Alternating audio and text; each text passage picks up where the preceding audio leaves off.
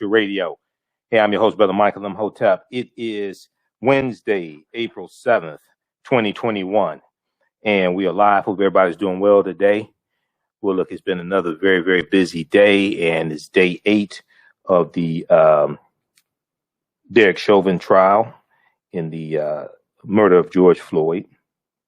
Very another interesting day of testimony. It's been a lot going on between yesterday and today. So we're going to give you some of the highlights of what took place today, today's trial. We heard from Sergeant Jody Steiger of the LAPD, who is a use of force expert. And he was on the witness stand on Tuesday, and he returned to the witness stand on Wednesday.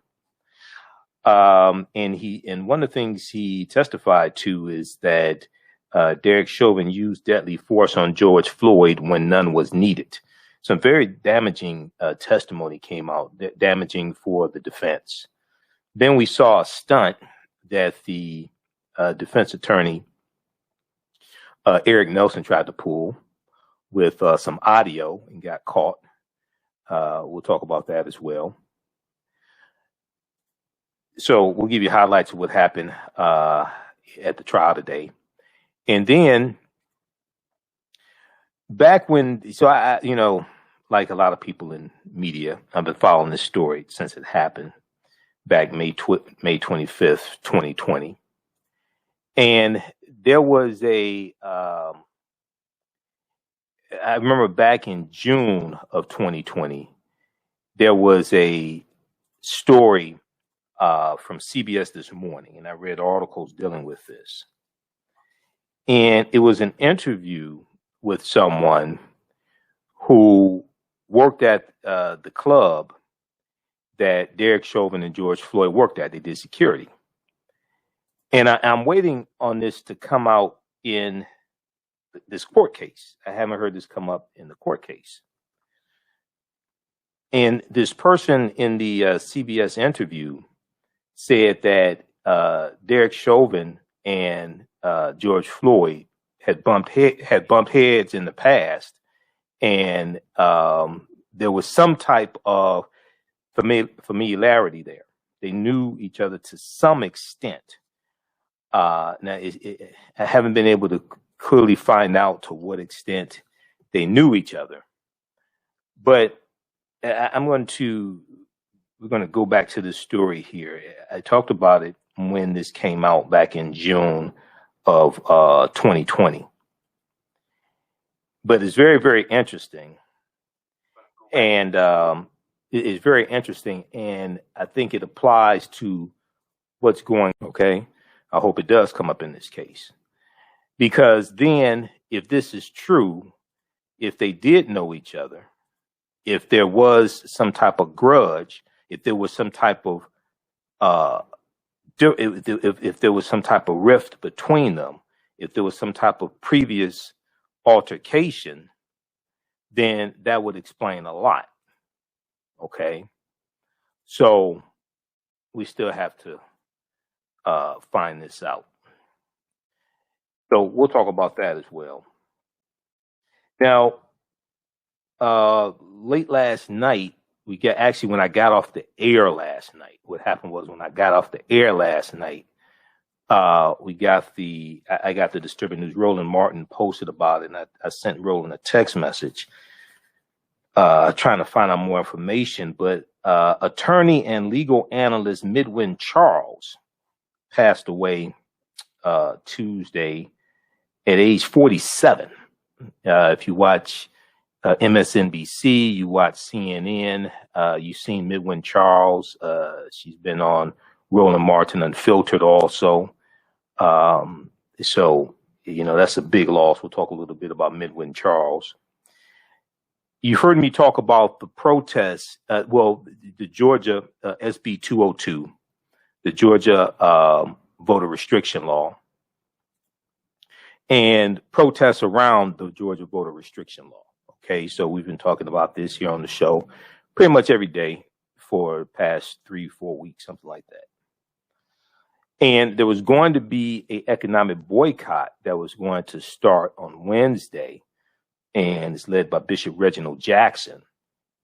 The boycott has been delayed. We'll talk some about that. But the Masters golf tournament is coming up, and they're going to have protests at the Masters golf tournament. Okay, they're going to be protests at the Masters golf tournament. So we'll give you an update on what's taking place there. It's extremely important. We know that, according to the Brennan Center for Justice, we know that you have these Jim Crow era draconian voter restriction bills now in 47 states. Okay, across the country is about 361 bills in 47 states. And this is all behind the big lie that was pushed by Donald Trump and Matt Gaetz and many other Republicans, Rudy Giuliani, things like this about a stolen election. No, it wasn't stolen. You just lost. That's what happened. So we'll give you an update on what's taking place there. And then also today is Billie Holiday's birthday. Born Eleanor Fagan. Billie Holiday, who was a lot of people are talking about, have been talking about recently because of the movie, The United States versus Billie Holiday. You know, we did a 2-hour show dealing with the history of Billie Holiday and what happened to her and how she was targeted by the U.S. government, especially a white supremacist bigot named Harry J. Anslinger, who ultimately played a role in her death. Harry J. Anslinger, first chairman of the national, he was the chairman of the first chairman of the Federal Bureau of Narcotics. Harry J. Anslinger. Well, Billie Holiday was born April 7th, 1915. April 7th, 1915. So we'll talk a little bit about Billie Holiday. Now, on the African History Network show, we focus on educating, empowering, and inspiring people of African descent throughout the diaspora and around the world. Because right now it corrects wrong behavior. What you do for yourself, what you do to yourself, and what you allow other people to do to you and get away with is based upon what you think about yourself. What you think about yourself is based upon what you haven't taught about yourself. What you've been taught about yourself is based upon everything you've read, heard, and seen about yourself. So when we control the radius of a man or a woman's thoughts, you can control the circumference of his or her actions, because the mind can't do or teach what it doesn't know.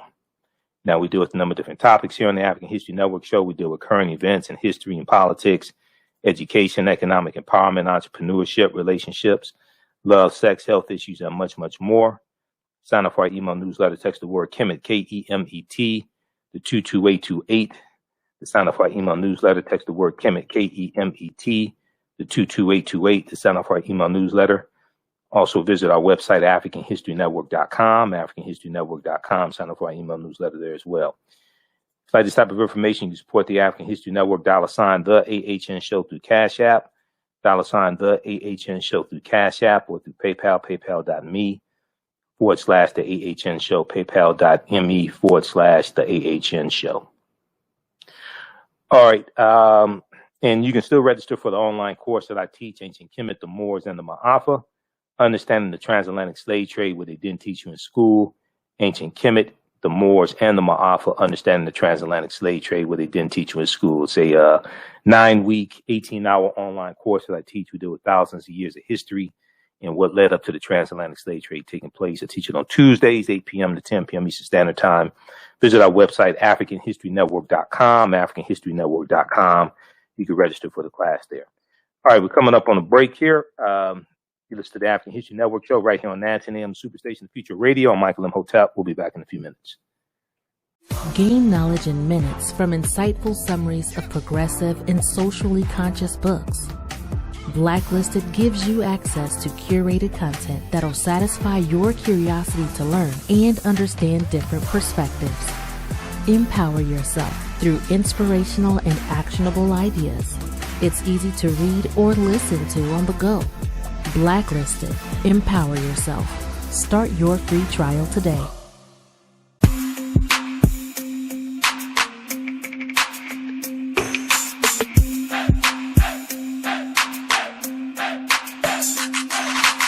Are you getting ready for fall or winter? We have the solution for all seasonal clothing needs.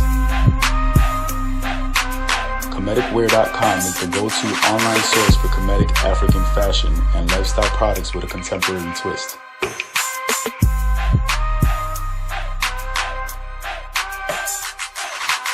We're committed to offering unique styles reflecting our African heritage.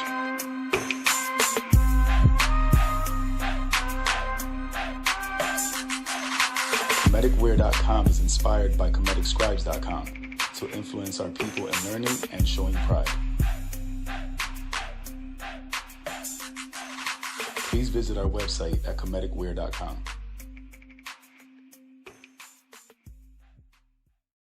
We all know the cannabis industry is headed toward an uprise in the past decade. What happens when there is a brand that brings this uprise in a blow? The cannabis industry welcomes her uprise. Hustle her hemp. Delivering excellence with pride is her watchword, and how you choose to embrace it makes it a priority.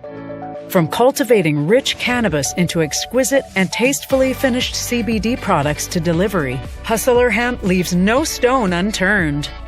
Hustle Her Hemp's mission is to empower women of color by building business and creating legacies, uniting beauty, health, and business. We are a pure definition of how we want the CBD industry to become in the future. While we are redefining innovation, we bring the same energy to improving the quality of life. Hustle Her Hemp is the new uprise.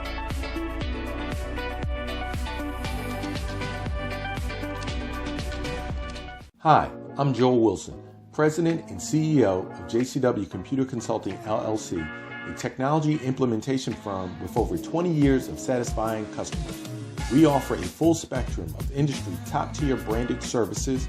We are an authorized partner or reseller for Lenovo, Zoom, T-Mobile, Microsoft 365 and Surface tablets, Google Workspace, Acer, Asus, Samsung, PCmatic security software, and many more. Our online store features laptops, Chromebooks, computers, printers, accessories, and software. Businesses, take advantage of our free 1-hour Zoom tech consultation and know we offer top nationwide high-speed internet service providers, voice over IP, and cellular phone services. Home users, don't miss our current in-stock Chromebook inventory.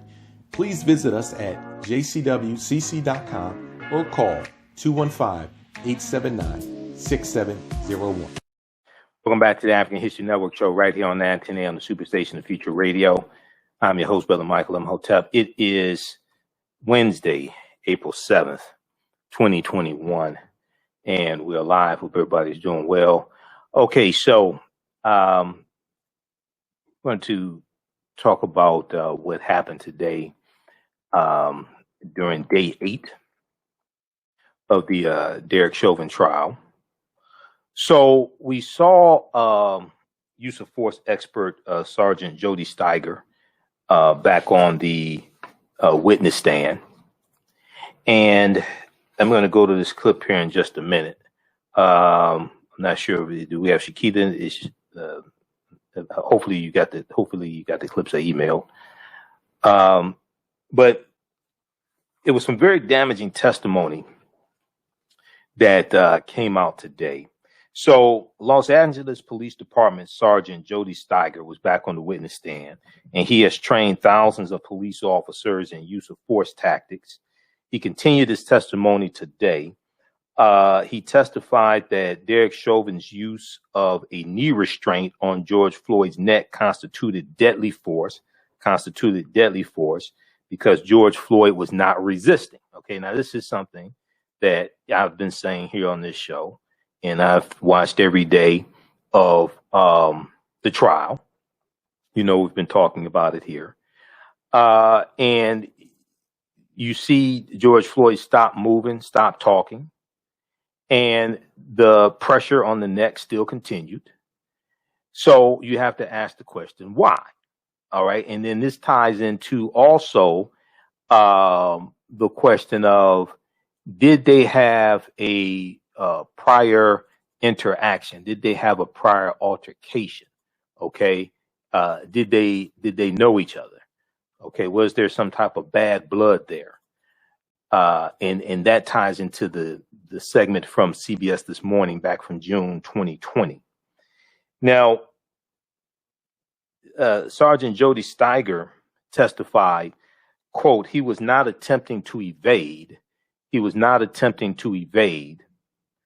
He was not attempting to resist, and that pressure was being caused. And that was being called. He was not attempting to resist, and that pressure that was being caused by the body weight could cause asphyxia, which could cause death. Okay, so once again, you see that the use of force that was used on George Floyd was a deadly use of force, and it was not necessary. So you have to ask the question, why? And why did it continue for so long? Sergeant Jody Steiger, who's a use of force expert, said that the knee was on George Floyd's neck for 9 minutes and 29 seconds. Okay. Steiger also said it appears Chauvin never took his knee off of George Floyd for the entire 9 minutes and 29 seconds. Now, the defense, attorney Eric Nelson, argued that Chauvin's knee can be seen on George Floyd's shoulder blade area at some points in the video footage of the incident. Yeah, but still, it's on his neck. One, two, it continued. Chauvin continued to apply the pressure even after George Floyd stopped moving and stopped talking. So, once again, you have to ask the question, why? You can't say when George Floyd appears to be unconscious, stops moving, stops talking, foam coming out of his mouth, you can't argue that you were afraid he was just going to jump up, break out the handcuffs, and beat on his chest like King Kong. Because this is how they're trying to portray George Floyd as this superhuman black man that has superhuman strength. This is how they're trying to portray him. Okay. And yesterday we talked about excited delirium. Okay. Which is one of the arguments that's being made by the defense. Okay. Excited delirium. Well, excited delirium has a history rooted in racism. Okay. And I'm going to try to find that. We'll find that from yesterday. So be sure to watch the show from Tuesday. Yeah, here we go. This is from New York Times. Be sure to watch the show from Tuesday, December 6th. Tuesday, December 6th. Okay. All right. I want to go to, we're going to go to clip number 1 here. This is from NBC Nightly News.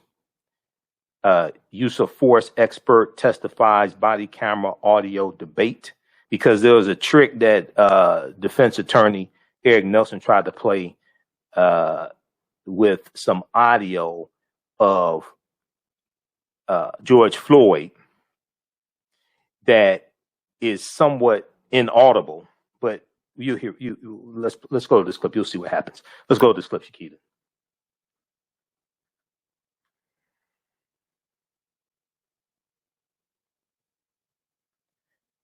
Okay, take Cops this week testified former Minneapolis officer Derek Chauvin did not follow his training. Today, the defense fought back. A reasonable officer could perceive the words that people are saying and the tone that it is being said in as a threat or a risk to the officer's safety. Agreed?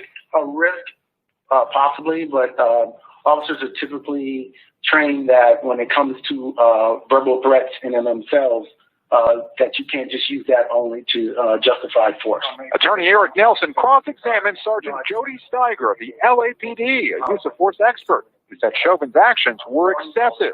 Nelson drilling down, arguing that a crowd of bystanders distracted Chauvin. Steiger shot back that Chauvin's 866 hours of training should have prepared him. Even I was surprised that he has the audacity to say, oh, it's the crowd's fault. These angry people, which I think is a suggestive way of trying to say these angry black people. It's just asinine. In that crowd, a 9-year-old who testified earlier in the trial. The Prosecution says the bystanders weren't dangerous. They were concerned. Did you see anybody throw any rocks or bottles? No, I did not. Did you see anyone physically attack the officers? No, I did not. But the defense is also raising more questions about Floyd's drug use, playing a short clip from a body camera to Special Agent James Ryerson with the Minnesota Bureau of Criminal Apprehension, who investigated the police. Floyd's pained voice is heard while he's being restrained. Did it appear that Mr. Floyd said, "I ate too many drugs"? The prosecution had a dramatically different interpretation when it played a longer clip. Having heard it in context, are you able to tell what Mr. Floyd is saying there? Yes, I believe Mr. Floyd is saying, "I ain't do no drugs." At the courthouse this week, definitely nailed by it, I can say. George Floyd's youngest brother, Rodney, watched multiple officers take the stand. This was never seen chief officers willing to testify against their own. We need more of that across this country. Accountability. That's it. Late today, the prosecution called several witnesses who examined pills found in the back of the police squad car. Investigators testified the pills contained meth. Okay, so that was from NBC Nightly News from Wednesday, April 7th, 2021. This is from MSNBC. This deals with, let me see, we're going to go to, I think it's going to be clip 3. We're going to jump to, just a second here. I want to go to, let's go to clip 3. This is from Deadline White House. Agent Ryerson modifies testimony, said he heard Floyd say, "I ain't do no drugs." So what defense attorney Nelson did was took about 10 seconds of a clip and he planted into the witness's mind, basically, that George Floyd said, I ate too many drugs, which really doesn't make sense because most people they may say I took too many drugs, but not I ate too many drugs. Okay. But then on redirect, the prosecution plays a longer excerpt of the clip to put George Floyd's words in context, and it gives a different interpretation. Okay. See, this is how desperate the defense is. Now, it's important for people to understand, once again, the defense has not presented their case, meaning that they're doing cross-examination. The defense has not presented their case yet. It's important for people to understand. They're doing cross-examination, but this is the prosecution's case. These are the prosecution's witnesses. Once the prosecution presents their case, the prosecution will rest, and then the defense will present their case and bring their witnesses, etc. So it's expected that the case will last between 2 to 4 weeks. We're already in week 2. This was day 8. Okay. So I want to go to this clip here, clip number 3. Now, this is from Deadline White House. So this is Senior Special Agent James Ryerson from the Minnesota Bureau of Criminal Apprehension. So he testified today, and defense attorney Eric Nelson, Chauvin's attorney, played a 10-second clip of George Floyd during the altercation, and he planted into the witness's mind that George Floyd said, "I ate too many drugs," which doesn't make sense. Somebody may say, "I took too many drugs," but they wouldn't say, "I ate too many drugs," unless it's what is it, gummy bears? I mean, but this is desperation. So then the prosecution, you're going to hear the prosecution play on redirect. They're going to play a longer excerpt to put that 10 seconds into context. And here's what happened. Let's go to clip number 3 from Deadline White House.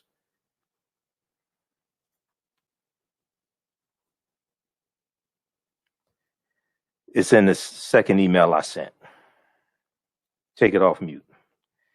All right, just press play when you have it ready. And then after this clip, I want to go back to June 2020. June 10th, 2020, there was a segment from CBS This Morning, and it dealt with George Floyd and Derek Chauvin bumped heads while working at nightclub, former co-worker says. Do we have clip 3 ready? I want to go to clip 3 here in just a second, as soon as we get it ready.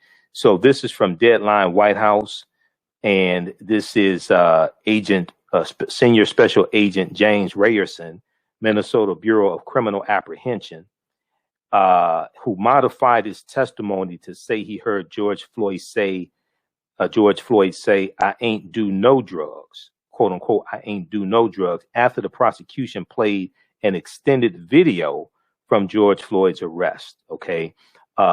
Senior Special Agent James Rayerson originally said he heard George Floyd say, quote, "he ate too many drugs," end quote. But that's after that was planted in his mind. But that's after it was planted in his mind by defense attorney Eric Nelson. Let's go to this clip number 3. Jill Brewster live in Minneapolis as he has been throughout. Joyce Vance is back with us. So bring us up to speed, will you, Shock? What were some of the big moments today, and where are we now? I'll tell you right now, we're hearing from the investigators from the state's Bureau of Criminal Apprehension. They were some of the investigators who secured the evidence, who protected it. They're talking about the chain of custody right now. So those are the last 2 that we're expecting for today, at least based on the timing when court usually breaks for the day. But you mentioned that testimony that we heard from Sergeant Steiger from the Los Angeles Police Department. He is one of the expert witnesses here. He reviews use of force. He says he's reviewed the body camera video here, and you heard the key part that the prosecution wanted to get out of him today was that he believes the force was excessive. He put that into the legal phrase, saying that the force was not objectively reasonable, and that was what the prosecution was really trying to get out of his testimony. But in the cross-examination, you mentioned it was fairly extensive from Eric Nelson, trying to bring up some of the points that he's been bringing up in the past, going through very meticulously during that cross-examination, including this one moment that I want to share for you. Let's play it, and then we'll talk about it on the backside. It's a pain.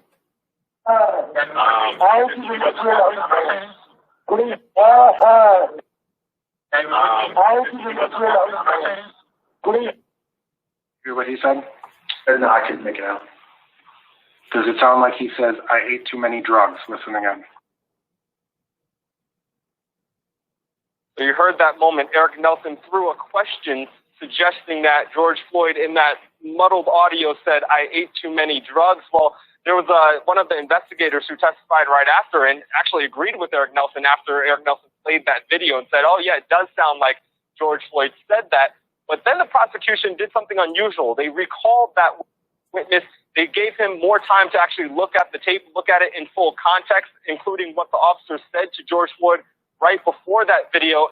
And you actually had a rare correction of what was said on the stand. You heard that Officer Ryerson or Investigator Ryerson say instead that George Floyd said, quote, "I ain't do no drugs." That's a pretty significant difference than from what Eric Nelson was originally suggesting.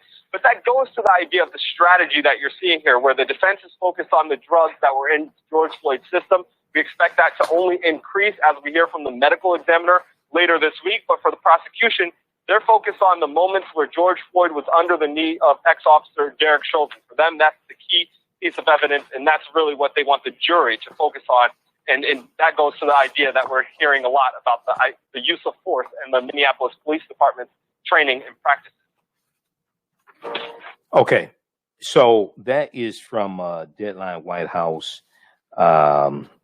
There's something significant that happened today because it's like the defense got caught trying to see all. Defense attorney Eric Nelson is trying to plant doubt in the mind of one juror. It only takes one juror to say that he doesn't think that Chauvin actually killed George Floyd to have a mistrial. Okay, it takes 12 jurors to unanimously agree that Chauvin is guilty for him to be found guilty. It takes only 1 out of 12 to have a mistrial, okay, or a hung jury, a mistrial, which means the prosecution has to try the case over again if the prosecution chooses to try the case over again. All right, so it just takes one. So you just have to have reasonable doubt. Okay, one juror just has to have reasonable doubt. That's what defense attorney Eric Nelson is trying to do. All right. Now, so we heard from Sergeant Jody Steiger. Now, Sergeant Jody Steiger, who is a use of force expert, also said that police officers have known for at least 20 years that asphyxia is a risk when putting a subject in such a position. Okay, on their stomach, prone, handcuffs behind their back. Okay. Now Chauvin's defense also argued that the crowd that witnessed George Floyd being restrained was angry and distracted by the officers. That's been refuted. They were concerned about George Floyd, but it wasn't an angry, out of control, violent crowd like the defense is trying to portray it. Now, Sergeant Jody Steiger disagreed, saying he did not find the crowd threatening. And he said they were merely filming, and most of it was their concern for Mr. Floyd. So this was not really a good day for the defense. All right. Now, I want to go to clip number 2 here. I want to go to clip number 2. And clip number 2 deals with, this is from June 10th, 2020. June 10th, 2020. So remember, George Floyd was killed May 25th, 2020, Memorial Day. This is from CBS This Morning. George Floyd and Derek Chauvin bumped heads while working at nightclub, former co-worker says. Now, I talked about this when this story came out. We talked about this right here on this show. And I said, okay, that makes sense for that level of brutality. If they already knew each other, they had some type of disagreement previously, then that explains more that level of brutality as opposed to just doing it to somebody who's just a perfect stranger. You know, because a lot of people sitting back and wonder, why would he do something like that to somebody who he didn't even know? It makes no sense whatsoever. If there was some type of previous interaction, some type of disagreement, even though it's still wrong, okay, then it starts falling into place more. You start realizing, okay, there was something previous that happened that we didn't know about. Doesn't mean that it was right that it happened, but it explains, all right, there was some type of disagreement or something like that, and this was a continuation of that. Okay. So I want to go to this clip here. This is from CBS This Morning. Let's go to this clip, Shakita.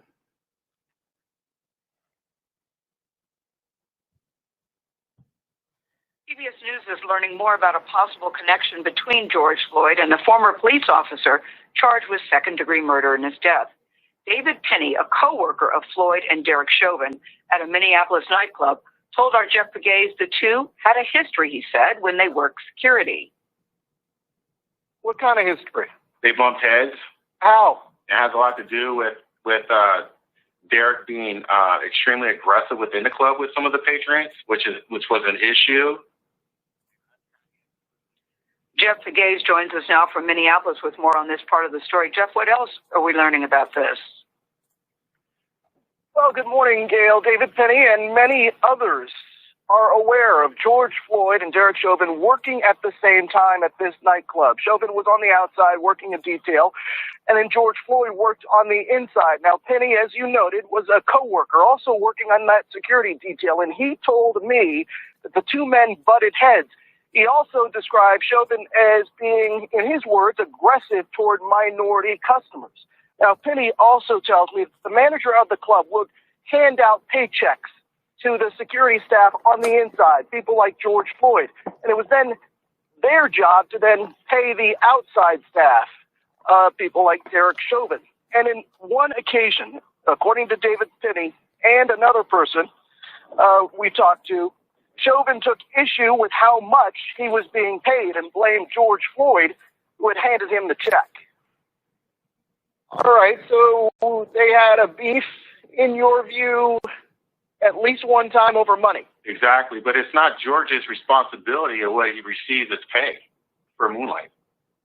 That's the manager's job from the club. But Derek took it out on George. Exactly, is what I understand. At the time, yes, because he took it out against me, and I actually made him leave the club. I had to make him leave the club. So is there any doubt in your mind that Monday, Derek didn't know who George was? I'd say he knew him. You think he knew who George was? Yes. Any doubt in your mind that he knew who George was? No. No doubt in my mind. He knew exactly who George was. So we also spoke with the club owner, who said that she was not aware of any payroll issues, but she also described Derek Chauvin as being aggressive toward minority customers. And there is another issue. She said that, she didn't want to complain to the police department about Chauvin's behavior because she felt if she complained, she would get someone worse than Derek Chauvin, because in her words, Chauvin was one of the good cops in the precinct. So she didn't want him being replaced with another cop that she felt would be a bully. Gail. Hey, Jeff, if what Mr. Penny is saying is true, and he does seem very adamant about it, what does it mean? Is this significant? It's significant because investigators will try to figure out what was in Derek Chauvin's mind at the time this incident here occurred. Was there some sort of intent? I mean, if you look at that video, there are a lot of people who are wondering, why did he keep pressing his knee against George Floyd's neck? And so they have, according to our sources, asked the same question. Did the two men know each other? They are aware that the two men worked at that club at the same time. Okay. All right, Jeff, thank you very much. All right, so that was for CBS this morning. From CBS this morning, you heard Gayle King also there. Now, that is from June 10th, 2020, okay, the month after George Floyd was killed, all right? So I'm waiting on this to come up in the trial because then that would play into motive. I'm waiting for this to come up in the trial. Now, I don't know if I'm sure the prosecution has investigated this, but still, I'm waiting for this to come up in the trial. So we'll see. All right. Now, very quickly here, I want to look at Washington Post, and I want to look at check out the live updates they have from the Washington Post dealing with this. I read the ones from Washington Post, New York Times, NBC News, dealing with this case. But if we look at the live updates from Washington Post, Chauvin's attorney argues Floyd said, "I can't breathe" was a form of resisting arrest. See, this is what happens when you're desperate. This is what happens when you're desperate, okay? And you know your client's guilty. The defense requested a second search of the police vehicle with focus on drugs. So the defense is focusing on George Floyd was high on drugs. Okay, he was a threat. Excited delirium. We'll talk about excited delirium in just a minute. And let's see, Shakita, I'm going to go to clip number. We'll go to clip. which one is this? We're going to Paul Butler, the readout. Paul Butler calls Chauvin defense of putting Floyd on trial. We'll go to that in just a second. Now, if we look at the update here,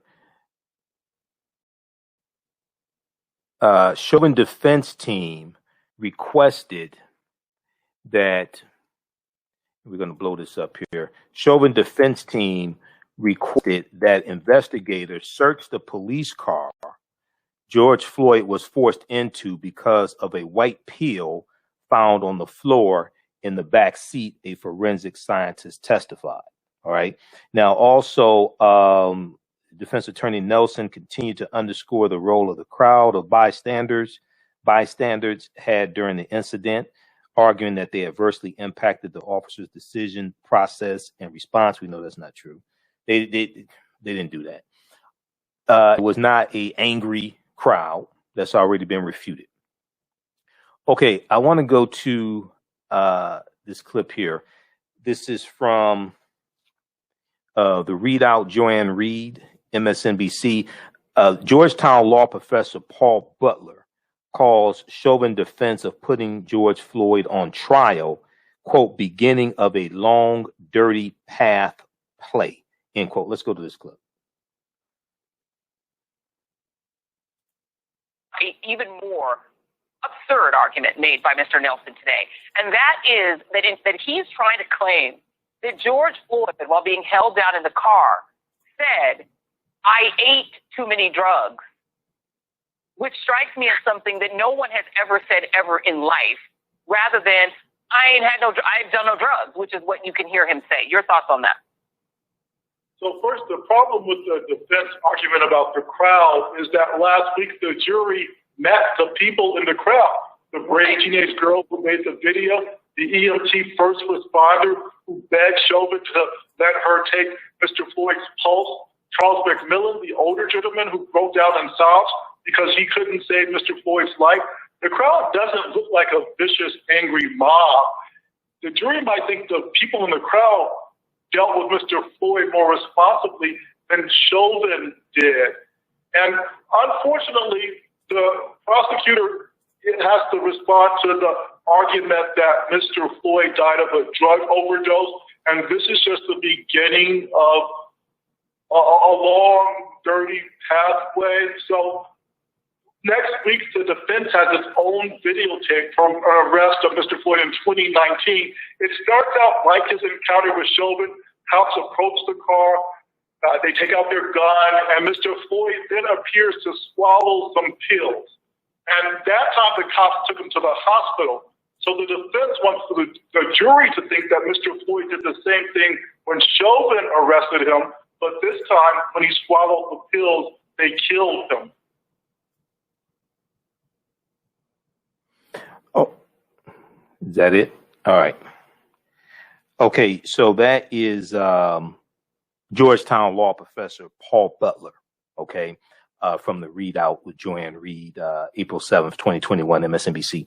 Read this article here from Washington Post. Derek Chauvin used his body weight to pin George Floyd's neck and never moved, use of force expert says. This is Sergeant Jody Steiger from the Los Angeles Police Department, use of force expert, police use of force expert. Derek Chauvin used his body weight to pin George Floyd's neck and never moved, use of force expert says. Okay, read that article from the Washington Post. All right, now I want to go to this. Let me see how much time we have here. Let's squeeze this in. Let's go to, well, we'll do this. We're out of time here on 910 AM Superstation WFDF, so we'll continue after we lose 910. Those watching on Facebook, on the African History Network on Facebook, and my YouTube channel, Michael Imhotep, IMHOTEP. Keep watching. We're going to keep broadcasting. We'll keep going for a few more minutes, and then we'll also talk about Billie Holiday. Today is Billie Holiday's birthday. Born April 7th, 1915, one Eleanora Fagan, better known by her professional name as Billie Holiday. Okay. Remember, if you like this type of information, you can support the African History Network, $ the AHN Show through Cash App, $ the AHN Show through Cash App, also through PayPal, paypal.me/the AHN Show, paypal.me/the AHN Show, or at our website, AfricanHistoryNetwork.com. Remember, right now it's correct wrong behavior. It's not over till we win. Wakanda forever. And we'll talk to you tomorrow night. Peace.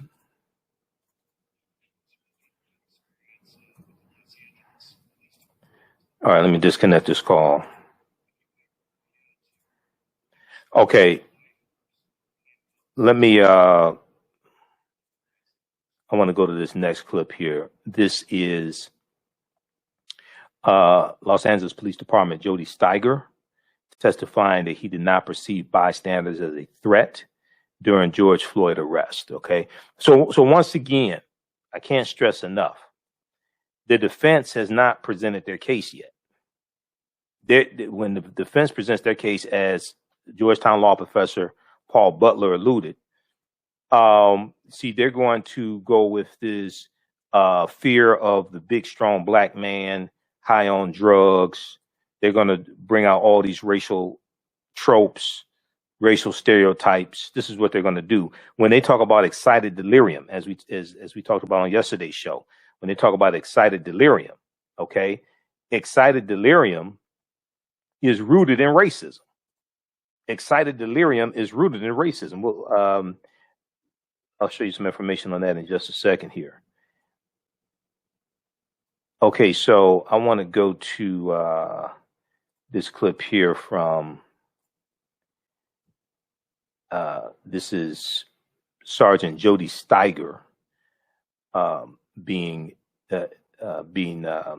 questioned by the prosecution. Okay, just a second here. In your experience with the Los Angeles Police Department and in the areas you were patrolling, have you ever had to use force or apply force, handcuff a suspect in the view of bystanders? Yes, sir. Have you ever had to handcuff an unwilling suspect or subject in the view of bystanders? Yes, sir. Have you ever had to do so in the presence of a hostile crowd? Yes, sir. Could you define a hostile crowd in that context? I would define hostile crowd in situations I've been in where the crowd or members of the crowd were threatening and or throwing bottles and rocks at us, at the police. Have you had that experience? Yes, sir. On more than one occasion? Yes. Okay. So if I could publish Exhibit 184, getting back to the circumstances of this case, this appeared to be the bystanders that were gathered watching the defendant apply force to Mr. Floyd. Yes, it does. When you reviewed the body-worn cameras, did you see anybody throw any rocks or bottles? No, I did not. Did you see anyone physically attack the officers? No, I did not. Did you hear foul language or name calling? There was some name calling, yes, but and some foul language, but that was about the most of it. Did that factor into your analysis? No. Why not? Because I did not perceive them as being a threat. And why is that? Because they were merely filming, and most of it was their concern for Mr. Floyd. And in terms of proportionality in the force continuum, is the officer able to increase the use of force on an individual based on the conduct of some third party over whom the subject has no control? No, the officers can only use force based on the subject's actions. Okay. Officers can only use force based upon the subject's actions. Officers can only use force based upon the subject's actions. All right. So once again, when you go through and you can look at the updates from the live updates on NBC News. They have live updates on this trial. New York Times and Washington Post. When you go through and look at the testimony today, it is very damaging for the defense. Now, I want to go and flip over and revisit this about excited delirium. This ties into history once again. Okay. And we talked about this on yesterday's show. And this is from the New York Times. Let's see, let's pull this up here. What is excited delirium? What is excited delirium? Okay. And it's excited delirium is rooted in racism. Let me pull this up here. Okay, let's flip over.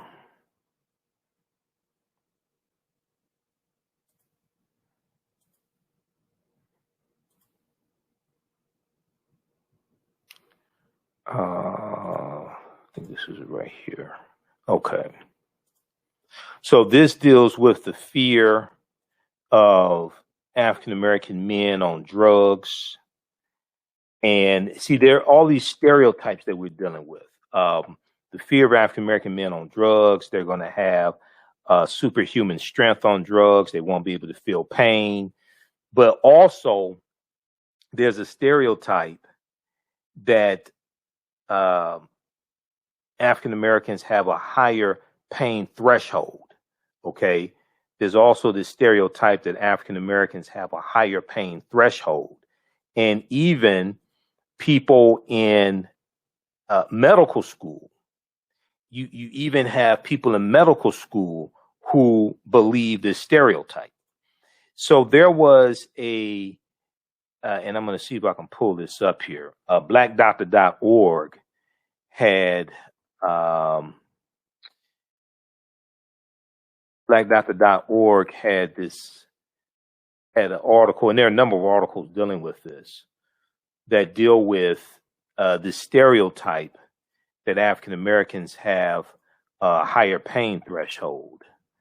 Let's see if we can pull this up here. And then all this ties into history, which then ties into the history of slavery.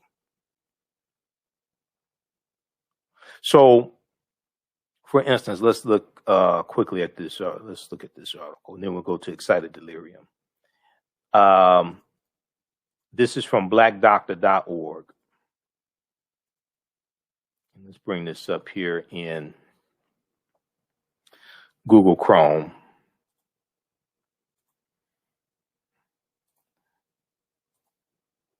Okay. Blackdoctor.org has a lot of really, really good articles. It's a really good source. Are blacks undertreated for pain? Are blacks undertreated for pain? Study reveals alarming racial bias. And I've talked about this here on my show before, and on Wake Up with Steve Hood, when I used to do the morning show on Thursdays on 9:10 a.m. Superstation, WFDF, I talked about this as well. According to a recent study, African Americans are less likely to receive pain medication in the ER, in the emergency room, because many medical students associate race with pain tolerance. Many medical students associate race with pain tolerance. In other words, blacks are believed to have thicker skin and therefore are routinely undertreated. Now, see, this ties back into slavery, when you had many people who felt that African Americans had a higher pain threshold and were more suited for slavery. Per the University of Virginia findings published in the Proceedings of the National Academy of Sciences, white medical students. Can we close out this video? Okay, I hate all these. Let me see. Hold on.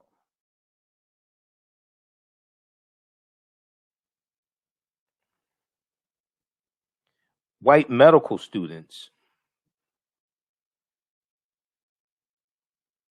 Hold on just a second. Let me try to close this goddamn thing out.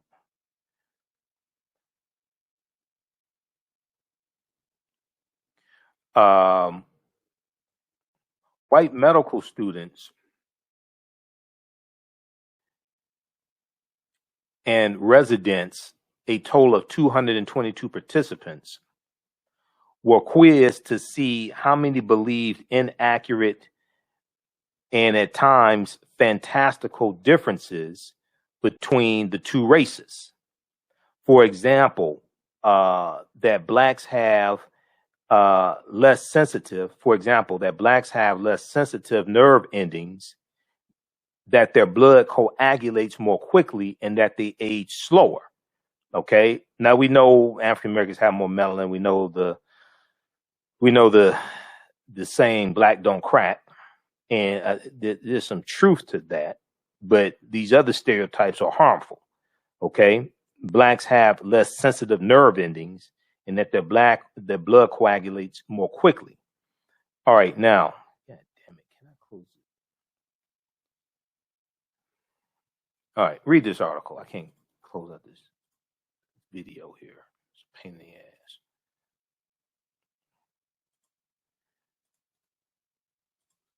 All right. Now, so let's look at this here from the dealing with excited delirium from the New York Times. And this is from what we learned from day 6 of the trial. And you can just Google what is excited delirium. Okay, this is that should have stopped, Minneapolis police chief says, of Chauvin actions. This is dealing with day 6 of the trial. And you can just Google what is excited delirium, and it's going to come up with the information from New York Times.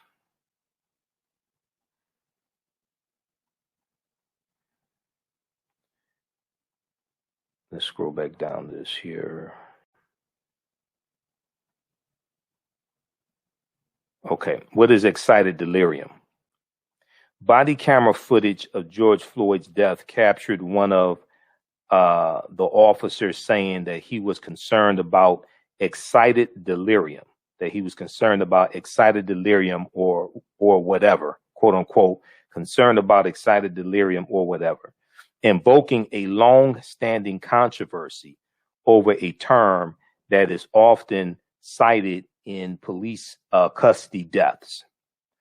Some experts insist that excited delirium syndrome is a genuine medical condition, while others say it is simply an excuse for police brutality. Okay, so then they go on to say that there's no generally accepted definition of excited delirium, according to a 2018 review of the scientific literature, but the term is used to describe someone who becomes distressed or aggressive from a mental illness or the use of psychoactive drugs. Now, excited delirium is not included in the International Classification of Diseases, and it's also not included in the Diagnostic and Statistical Manual of Mental Disorders, the DSM, which is the book that it has about 250 mental disorders. And this is what psychiatrists and psychologists use to diagnose mental disorders. But it has been recognized by the National Association of Medical Examiners and the American College of Emergency Physicians. Now, according to a report from the Brookings Institution, the term excited delirium disproportionately applied to African Americans and was first used in 1985 to explain a series of sudden deaths in cocaine users occurring primarily while in police custody, and again to explain the deaths of 32 Black women in Miami in the 1980s who were later determined to have been asphyxiated by a serial killer. So when we look at excited delirium, it's rooted in racism. Okay?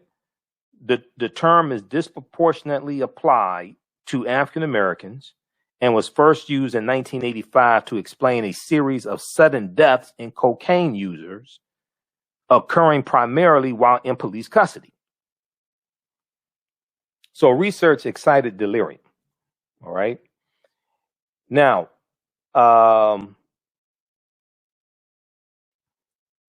let's see where we're going to go to next.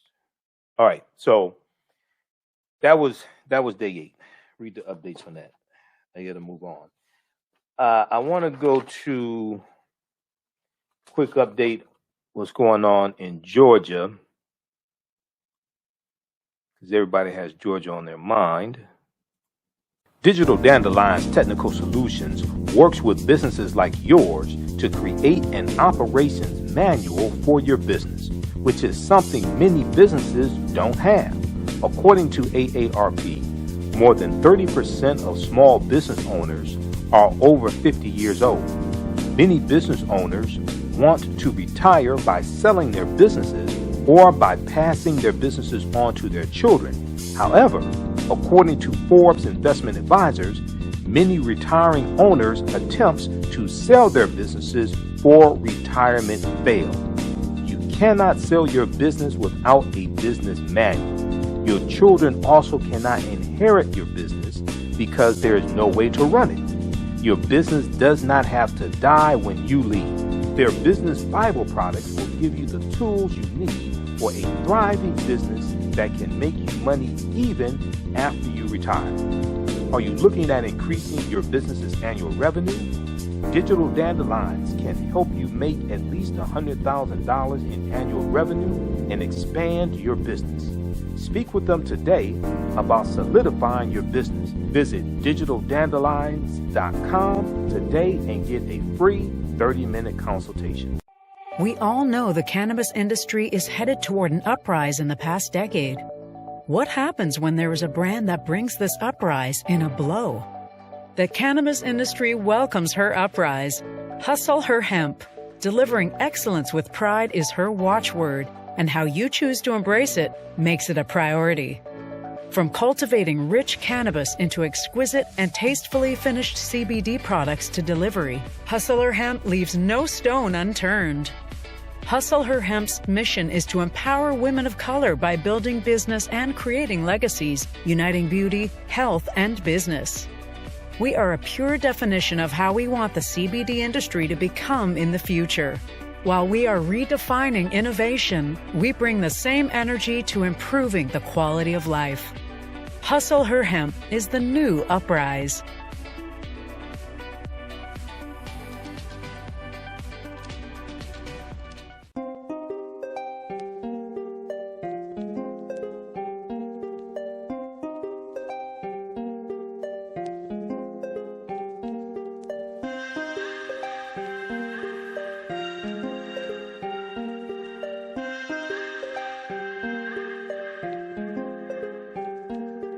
Black Bees products are a collection of natural, organic, personal care products with an appreciation of nature and bees.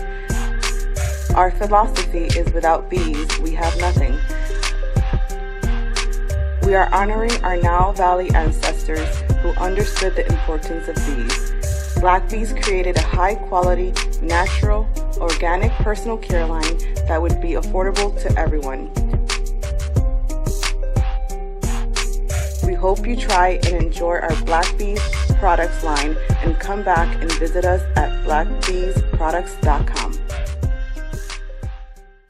With blackbusinesstee.com, the messages are clear and meaningful. Keep your business in the black and out of the red. Mind your black business. Know your numbers and plan strategically. Black Business Boss, lead your industry. Support black business. Encourage, patronize, and uplift one another. BlackBusinessTea.com currently has products sold in Detroit, Atlanta, Chicago, and Los Angeles, with proceeds returned to the black community. They have a wide selection of hoodies, t-shirts, mugs, hats, sweatshirts that support black-owned businesses. Visit the website blackbusinesstee.com. That's blackbusinesstee.com. You've heard me talk about the protests in Georgia dealing with Senate Bill 202 that was signed into law March 25th by Governor Brian Kemp. the voter restriction bill. And there was supposed to be a economic boycott of certain Georgia companies that was going to start on Wednesday. That's been postponed. But there's going to be a protest of the Masters that's going to take place in the Atlanta area. So I want to go to, there's an article from Atlanta Journal-Constitution. Let's look at this here. Also, thehill.com had an article as well.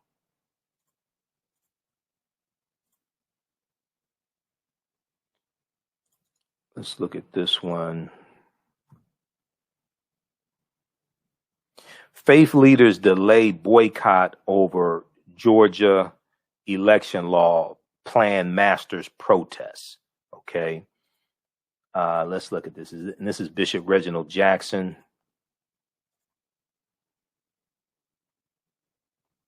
This is from the Atlanta Journal-Constitution from April 6, 2021.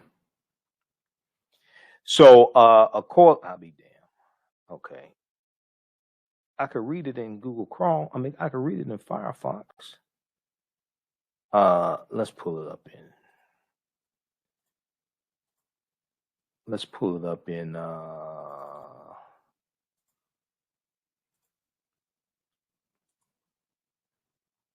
Okay, I have it pulled up here in Firefox. So let's flip over to Firefox. It's not showing me all the article in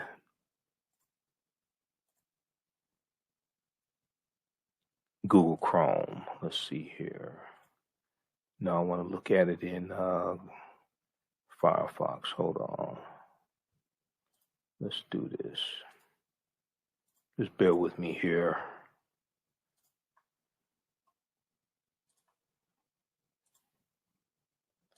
Okay, let's go over to Firefox right there.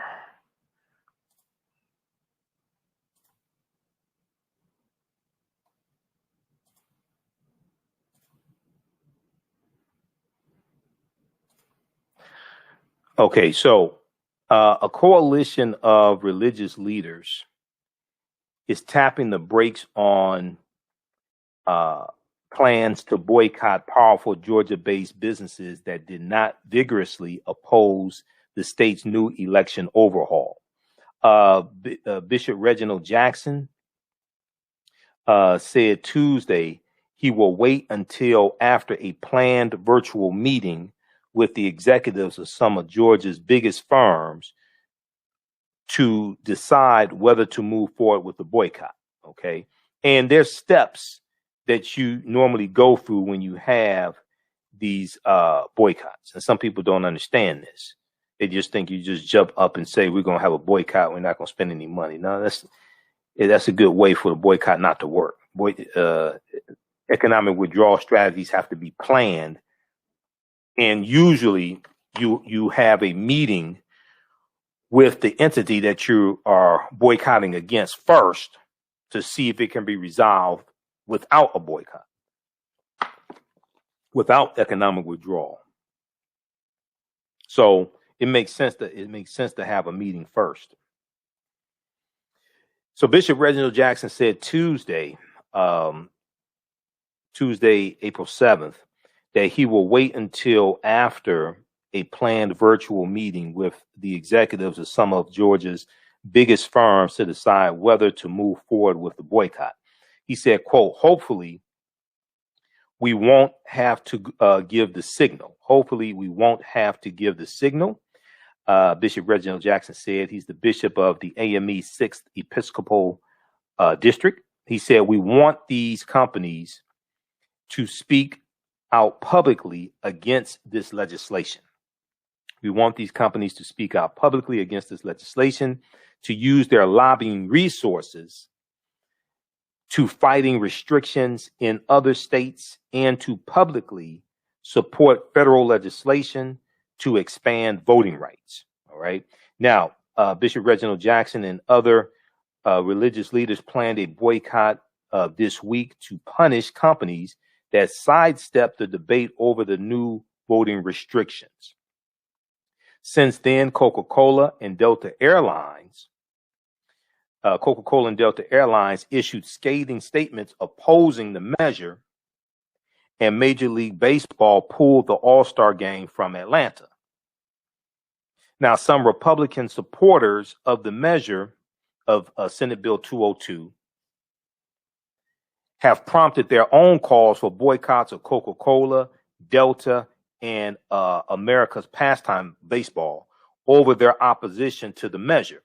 And Governor Brian Kemp, who stole an election from Stacey Abrams, has said the firms, the corporations in Major League Baseball, quote unquote, caved to fear from Democrats and other critics of the changes.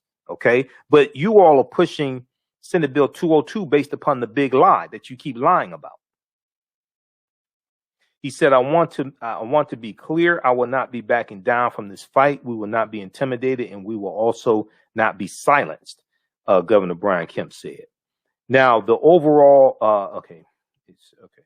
they're talking about the bill. The bishop said he spoke with executives with Coca-Cola and Delta Airlines shortly before they came out against the law last week, in that he's planning to deliver similar messages to executives with Aflac, AT&T, Home Depot, Southern Company, and UPS during their virtual call next week. Now, in the meantime, faith leaders plan to hold a protest soon outside the Augusta National Golf Club, which is set to stage the Masters this week. Okay, the Masters golf tournament this week. Augusta National has so far remained silent about the election law, Senate Bill 202, the same strategy it used when confronted with criticism over the club's demographic makeup. Bishop Reginald Jackson noted the demonstrations will highlight how Augusta National did not invite an African-American player to compete in the tournament until 1975 and did not admit its first African-American member until 1990. Now, this is where the Masters is being held. The Masters golf tournament, okay, is being held in Augusta, Georgia, at the Augusta National Golf Club, Augusta National Golf Club. The Augusta National Golf Club did not invite an African-American player to compete in the Masters tournament until 1975. And the Augusta National Golf Club did not admit its first African-American member until 1990. Now, Bishop Jackson said his goal is to keep attention on Georgia during the prestigious sporting event. Keep attention on Georgia. Now, some critics of the Senate Bill 202 are split between those demanding economic boycotts, economic withdrawal strategies, and others, including many elected officials and party leaders like Stacey Abrams, who say it's too soon to take that sort of step, economic boycotts. Republicans, meanwhile, are eager to pin the blame on Democrats for any economic fallout. Fulton County Commissioner Khadija Abdur-Rahman said the consensus among activists and other critics of the measure is that they're ready to boycott, though she said she will support less drastic steps in the spirit of collaboration. Now, when you have this boycott, it has to be very well planned out. The other thing that you want to do when you have economic boycotts is that you want to have alternatives for people to spend their dollars with. Okay, you want to have alternatives for people to spend their money with also. So if you say boycott Delta Airlines, for instance, you want to have another alternative or two alternatives for people to redirect their businesses to, airlines to to redirect their businesses to. And in general, you want those companies that you redirect your dollars to be companies that support your cause. For instance, you don't want to redirect your dollars to XYZ Airlines and they don't and therefore SB 202. And they finance some of the Republicans that wrote the bill and voted for the bill. So when you have economic withdrawal strategies of certain corporations, you want to redirect dollars to other corporations that support your cause, because you don't want to redirect dollars to corporations that are against you also. That doesn't make sense. If you can redirect dollars to African-American owned businesses for some of those services, that's always good too. You want to do that as well. But we don't have any African-American airlines. So closest thing we have, I guess, is Southwest, because Tom Jordan, the fly jock, bags fly free. But you want to always have the alternatives to redirect your dollars towards. Okay. One strategy is to have a website where people can go and get information about the economic boycott, why it's taking place, the names of the companies that you're boycotting, and then the names of the companies to redirect dollars to that are substitutes for the same products and services or similar products and services. In that website, you can direct people to. Yes, social media is good.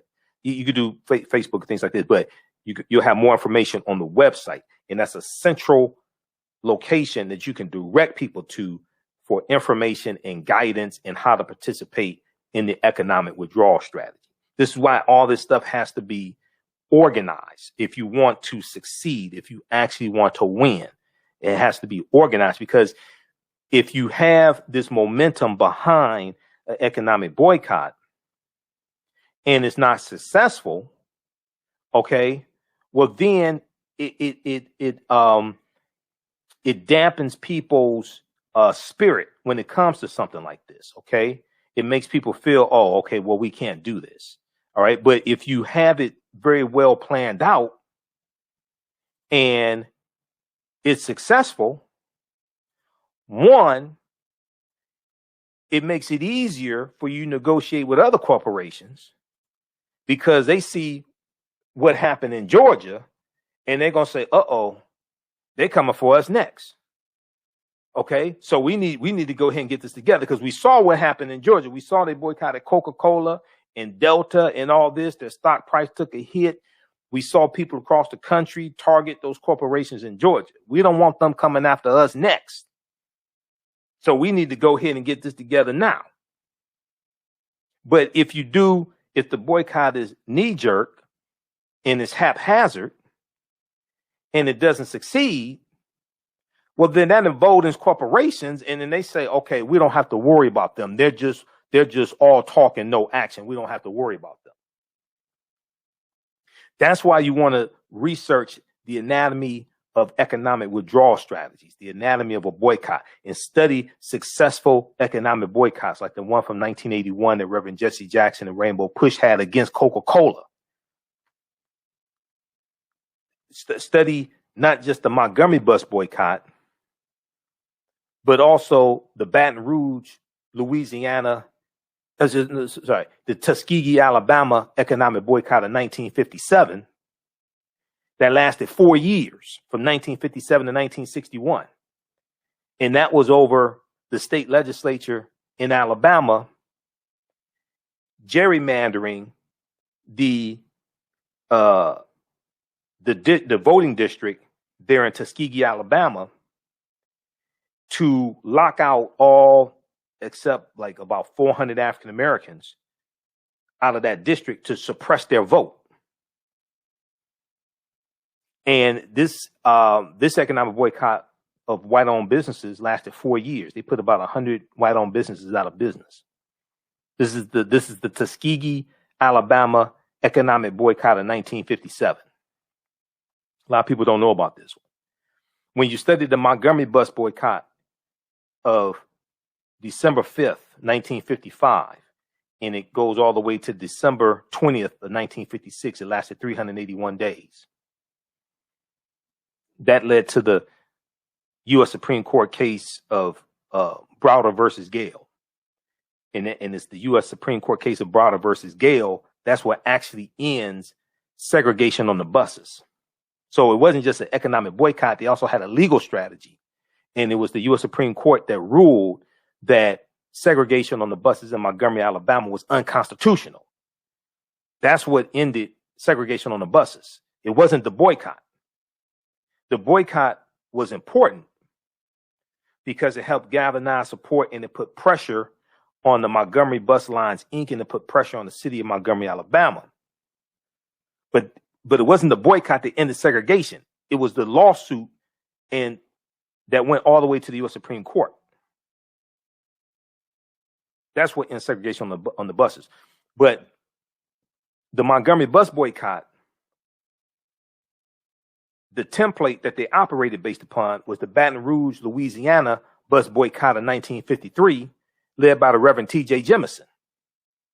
That boycott in 1953 lasted 8 days because they really didn't have a template to operate based upon.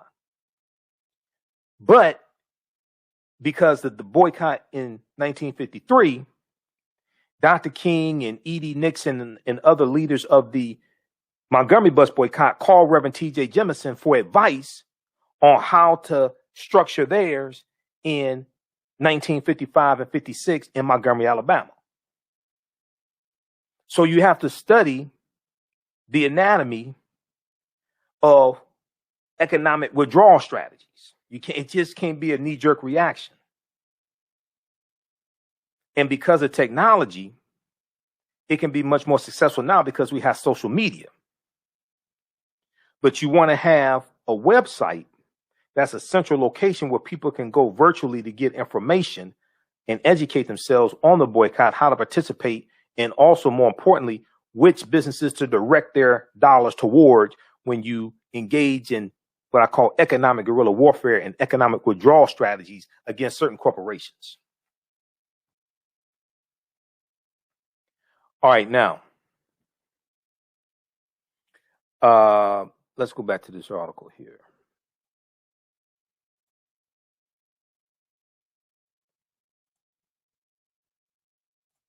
This is from Atlanta Journal-Constitution.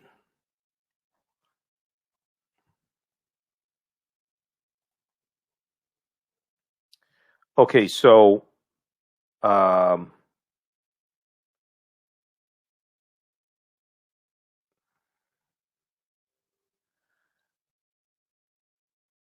Fulton County Commissioner Khadija Abdul-Rahman said the consensus among activists and other critics of the measure, Senate Bill 202, is that they are ready to boycott, though she said she will support less drastic steps in the spirit of collaboration. The other thing is, people like Stacey Abrams are saying if you boycott Georgia, it's going to hurt African Americans and Hispanic employees. Okay? There has to be a mechanism in place. There has to be efforts in place to help African Americans who may either be laid off from work or something like that, or displaced, what have you. What we can't have, see, economic withdrawal strategies is one of the most potent forms of fighting back against white supremacy and racism. Economic withdrawal strategies, because there's two things that the white power structure understands. One is money, the other is violence. And there's also a such thing as economic violence, because economic violence is being inflicted upon us right now. Like when you pay below a living wage, that's economic violence being inflicted upon us. Predatory loans is economic violence being inflicted upon us. What can't happen is, see, once again, you have 361 voter restriction bills pushed by Republicans in 47 states. Is it your argument that we're not going to have economic boycotts in 47 states because we're afraid of African Americans and Hispanics being hurt, being laid off, things like that? Well, we're already catching hell. If you're black and Hispanic, you were catching hell yesterday. If you're black and Hispanic, you're catching hell today. And if the sun rises in the east and sets in the west tomorrow, you'll be catching hell tomorrow. Is it our argument that we're not going to use one of the most potent forms to fight back against white supremacy and racism because African Americans, we're afraid they're going to be laid off from work or something like that? Many of them have already been laid off from work because of the coronavirus pandemic. So part of the economic withdrawal strategy has to deal with helping those who may be displaced from a corporation that is being targeted with a boycott, trying to help financially, trying to galvanize resources. What we can't say is that we're not going to have economic boycotts because black people and Hispanics are going to be hurt. Well, hell, we're already being hurt. That helps the people who are inflicting the atrocity upon you by saying, well, we'll lay some of them off and then this will get them off our back. So we can't fall for that pitfall. We can't fall for that booby trap. This is why all this has to be very well orchestrated and planned out ahead of time.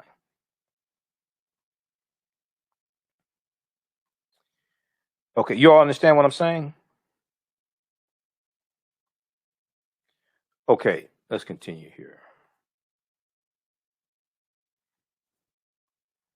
All right, what happened? Okay, let's back up. All right, so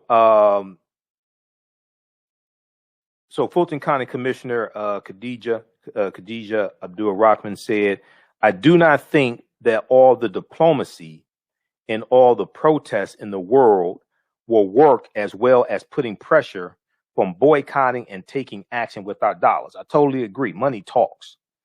We have to, I've said before, I've said this on Roland Martin Unfiltered for the past like 5-6 weeks now, because I'm a panelist every Friday. I said we have to engage in all-out economic guerrilla warfare, a 50-state strategy, all-out economic guerrilla warfare targeting these corporations.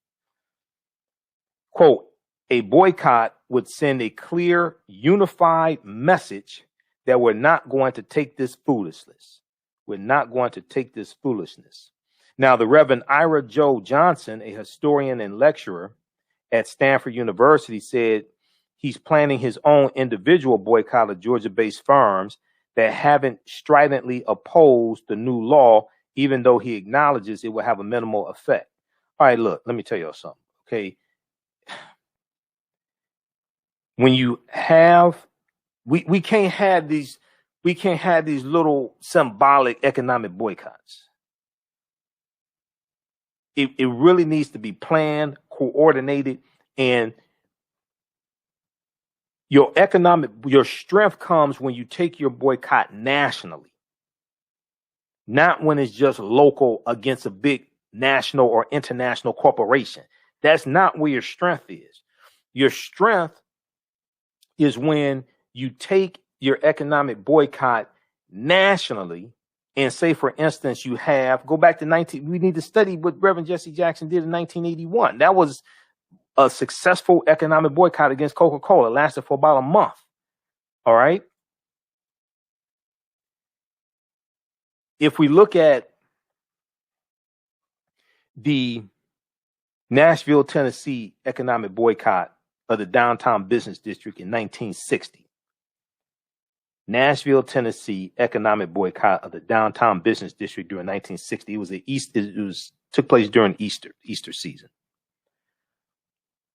Reverend C.T. Vivian, John Lewis, who became Representative John Lewis, passed away last year. John Lewis, Diane Nash, they were all involved in this economic boycott. This is before SNCC is founded. SNCC is going to be founded in about May 1960. SNCC is going to be founded about a month after this or so. They were trying to break the back of segregation in Nashville, Tennessee. African Americans in Nashville, Tennessee spend about $10 million a year in the downtown business district. They were dealing with Jim Crow, facing discrimination when it came to the stores and things like this, the lunch counters, etc. So they had an economic boycott of all the stores in the downtown business district. This boycott spread to 59 cities across the country.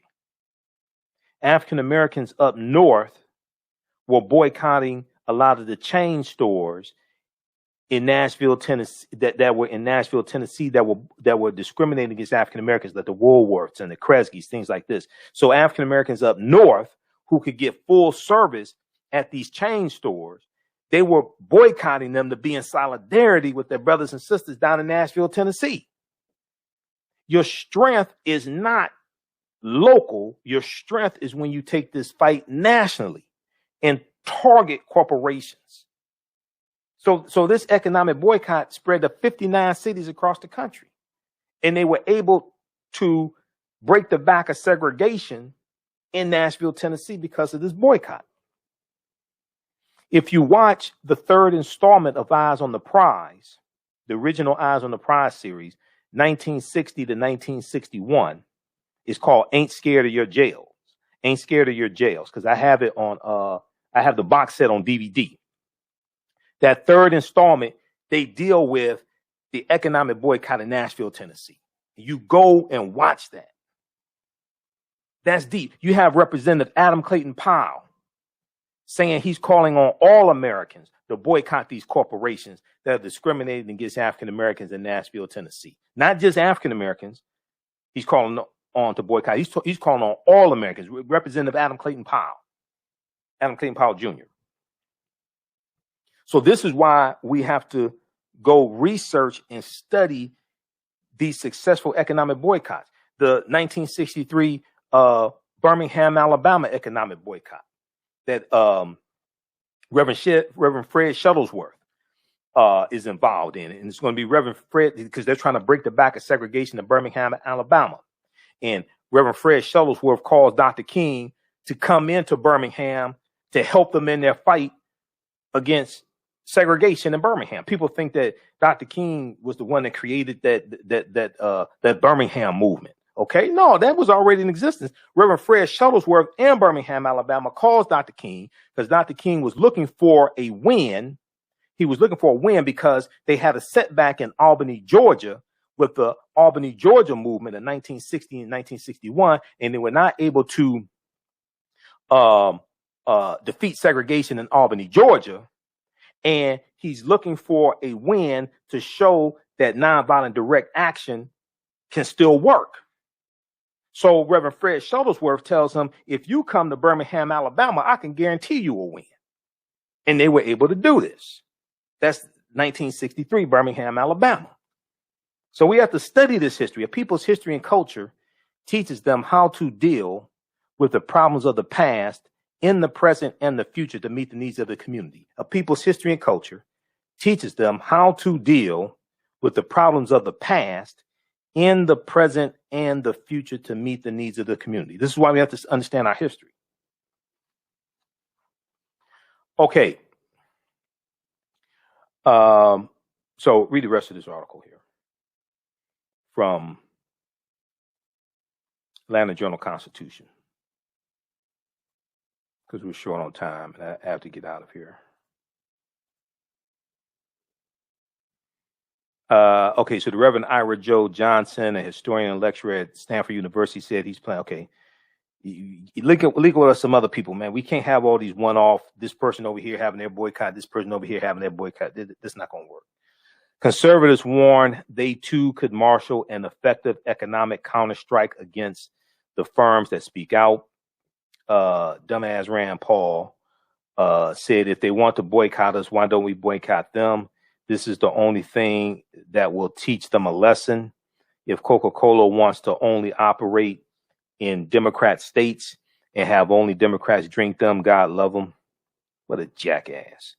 Rand Paul. I'll be so glad when he's up for re-election, there has to be a concerted effort to vote him out of office. Senator Rand Paul of Kentucky. Total disgrace to the U.S. Senate. Okay. That's the same dumbass that voted against the he blocked Senator Rand Paul of Kentucky blocked the anti-lynching bill in the Senate that Senator Cory Booker and Senator Kamala Harris were trying to get passed. Senator Rand Paul blocked that bill. But idiot. We'll read this article here from the Atlanta Journal-Constitution. Faith leaders delay boycott over Georgia election law, plan masters protest. Okay, this is from April 6, 2021, Atlanta Journal-Constitution. All right, quickly here. Midwin Charles, legal analyst and attorney. Midwin Charles passed away on Tuesday at age 47. You know, I got the news when I got off the air doing last night's show, because we ran over last night like we ran over now. And I saw a post I found out from Roland Martin. I sent Roland a text about this. I'm like, Roland, what is this? So I saw it on Roland's Facebook page that Midwin Charles passed away, and still trying to, I think we're still trying to find out cause of death. Let me pull up this article. News1.com had a good article about this. Let me pull this up. Hold on. Legal analyst Midwin Charles passes away at 47. That's really a big loss. I know they did a tribute to her today on Roland Martin Unfiltered, and Monique Presley, attorney Monique Presley, was on, and Robert Patillo. Robert and I were on a segment. There was a breaking news story a couple of Friday before last, and Sharon Osbourne, it was announced that she's out at the talk. So we talked about that on Roland Martin Unfiltered, and Robert got roasted because he didn't know who Sharon Osbourne was. But in Robert's defense, he's a brilliant attorney. That story broke while we were live on the air, so that was not one of our prepared topics. But that video went viral. Last time I checked the view, maybe like 140,000, 150,000 times that segment. And I said, gotta go. And I talked about Rush Limbaugh passing away during Black History Month. Let's see. Okay. So just a second here. So yeah, legal analyst. You saw her on MSNBC. You saw her on CNN. You saw her on Roland Martin Unfiltered. Midwin Charles passes away at age 47. Commentator and legal analyst Midwin Charles passed away Tuesday, April 7th, according to her, April 6th, according to her family, who posted the devastating news on Midwin Charles' Twitter and Instagram pages. To say Midwin Charles was well respected would be an understatement, with news of her unexpected passing rocking many to the core. The daughter of Haitian immigrants, Midwin Charles brought her passion for justice with her from the courtroom into the studio. Not one to mince words, she leveraged each appearance with an opportunity to set the record straight. This is a post from her Twitter page. Let's see if we can pull this up here. This is a post from her Twitter page here. It is with a profoundly heavy heart and the deepest sadness that we announce the untimely passing of our beloved Midwin Charles. She was known to many as a legal commentator on television, but to us, she was a devoted daughter, sister, aunt, niece, and cousin. Our lives are forever changed, and we will miss her for a lifetime.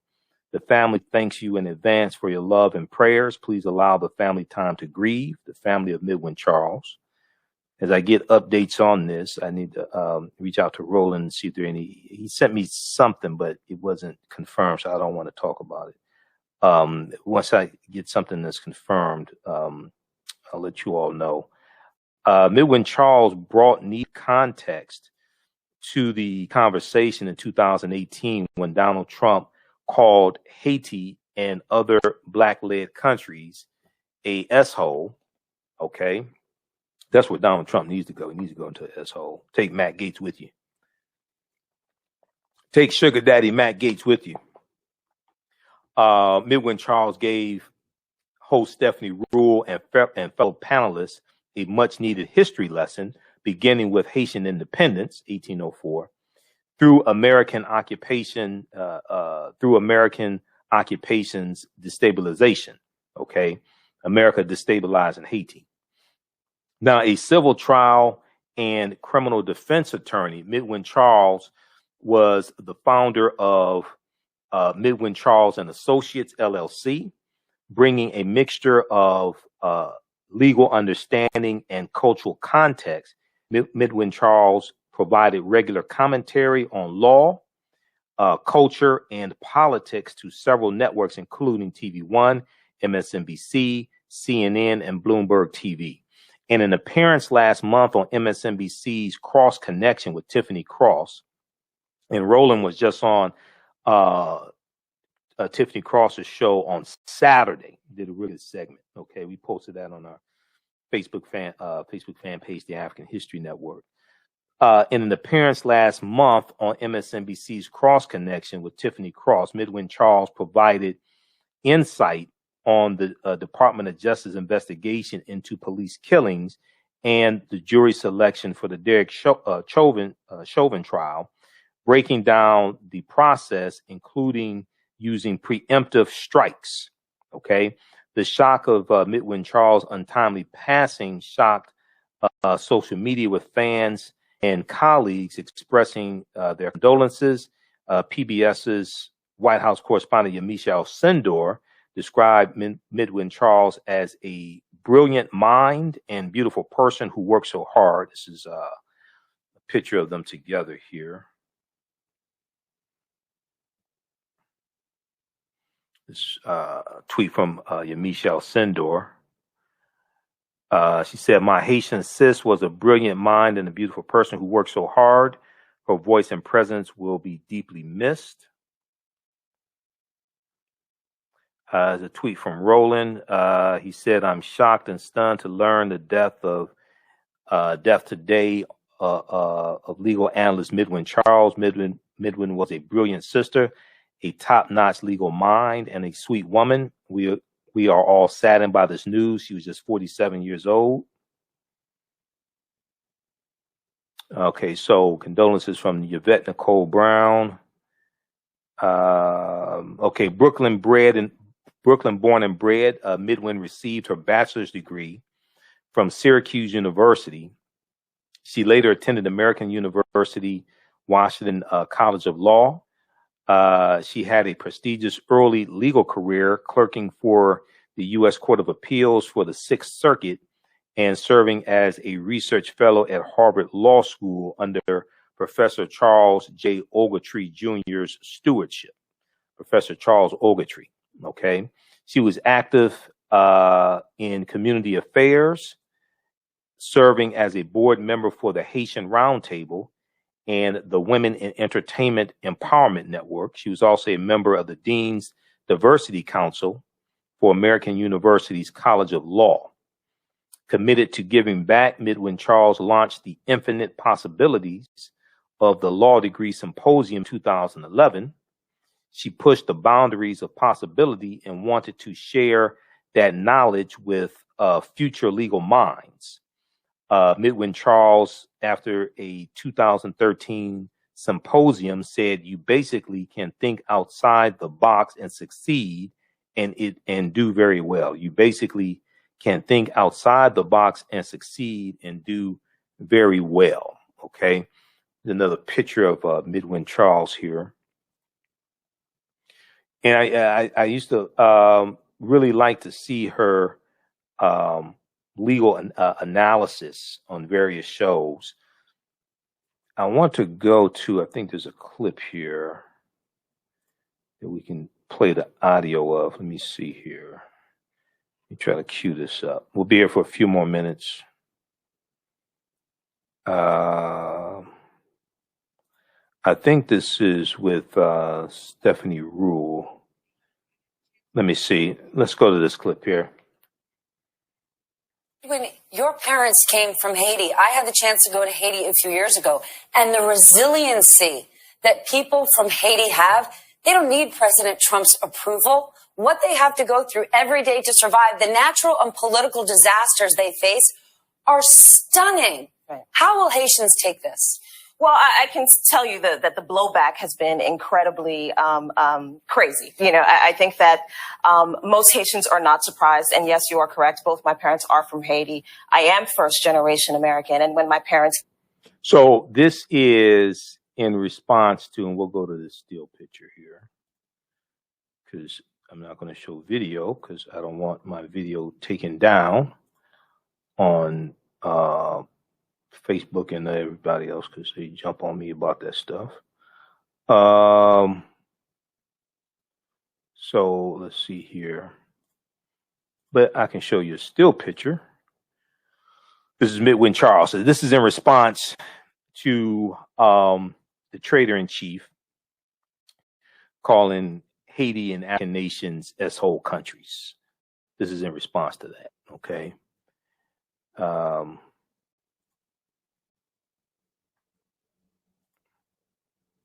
All right, let's go back to this. Let's go back to this clip here. Came here, they did so like most immigrants looking for, I am first generation American. And when my parents came here, they did so like most immigrants looking for a better life. And they've done an extraordinary job in raising two daughters who contribute to American society. And I think that's what's being lost here is this idea that immigrants come to this country and they do not contribute to this country. Let me just give you a little snapshot about what Haiti is. In 1804, Haiti became the first free black republic in the world. Okay. They kicked out the French and decided that they were going to have liberty and they were going to govern themselves. And as a result, they became a beacon for other Latin American countries and the like for liberty and for democracy. And so starting with that and culminating to today, which happens to be the 8th year anniversary of an earthquake that decimated a country, over 300,000 people lost their lives. So this idea that a group of people come from a country that is a shithole, and I'm going to say the word because it is the word that the president of these United States has used, is outrageous. It's degrading. And I will tell you this about Haitian people. You are not going to meet a group of people who are more resilient, who are more educated, who have more dignity, who are more hardworking, who have more respect, and who want to do nothing more than to contribute to this country and to this world. And again, let me also make a point here that Donald Trump makes a point about he doesn't want people coming from certain countries. I would beseech him to go out and read a book, get off the golf course, visit Haiti, visit Africa, and read that book and understand how history works. A lot of people come to this country because their countries have been destabilized by American foreign policy. Okay? In 1915, America occupied Haiti. Mm-hmm. All right? So I think it's incredibly important that the President of the United States understands the history of what it is that he's talking about. Share that. I mean, first of all, thank you. Want to talk about a real American and what a real American looks like? It's Midwin Charles. Well, guess who else weighed in? Senator Dick Durbin, a Democrat from Illinois. He's now speaking out about President Trump's comments. Why? Because he was in the room. And let's listen to what he said just moments ago. His presentation, the president interrupted him several times with questions. All right. So that was, that's back from, hold on just a second here. Let me stop this clip here.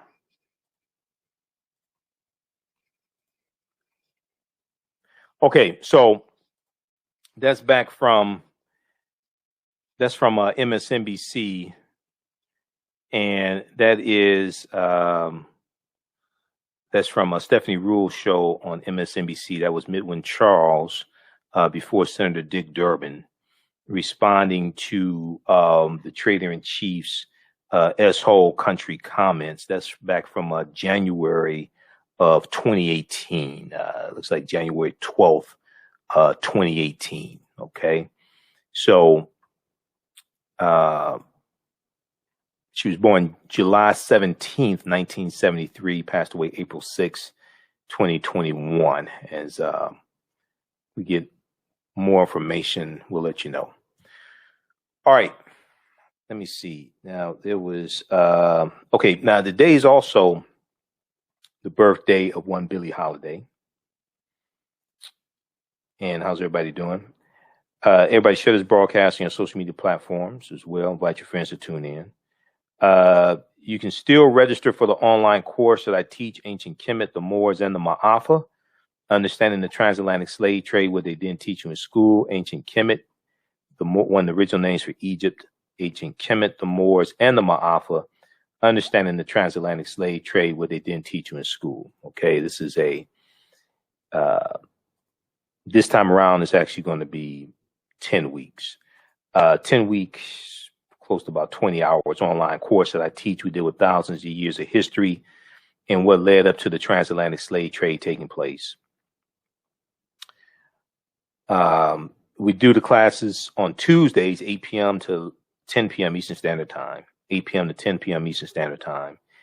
And all the sessions are recorded, so you can go back and watch it over and over again also, anything that you missed, okay? Ancient Kemet, the Moors, and the Maafa, Understanding the Transatlantic Slave Trade, what they didn't teach you in school.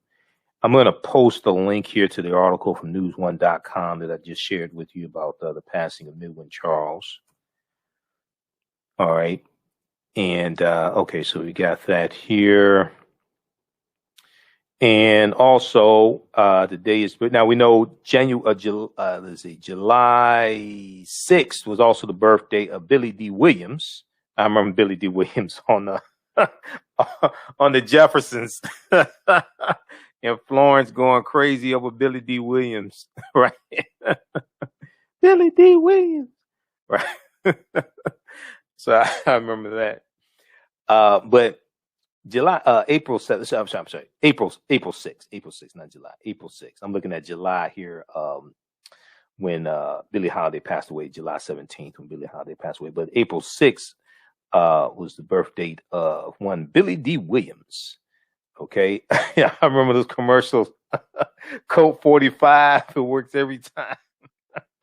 I'm on those commercials from like the 70s and 80s. They used to show it during Soul Train.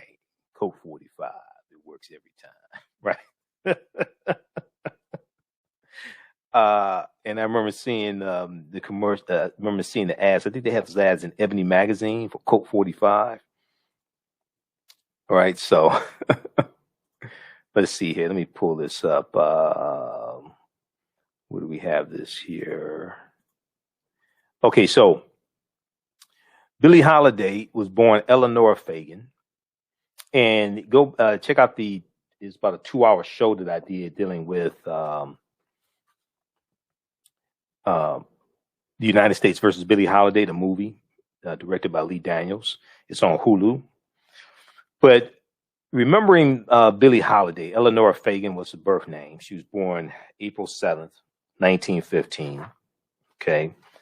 And she was a jazz musician and singer, songwriter, and with a career spanning nearly 30 years, nicknamed Lady Day by her friend and music partner Lester Young. Billie Holiday had a seminal influence on jazz music and pop singing. Her vocal style, strongly inspired by jazz instrumentalists, pioneered a new way of manipulating phrasing and tempo. She was known for her vocal delivery and improvisational skills, which made up for her limited range and lack of formal music education. I want to look at, let's see here. So if we look quickly here at 7 things you may not know about Billie Holiday, we'll just look at a couple for the sake of time. You can read this at biography.com. Jazz legend Billie Holiday poured her heart into each song, making each song one of her own with her own distinct style. And let me do this here. Let's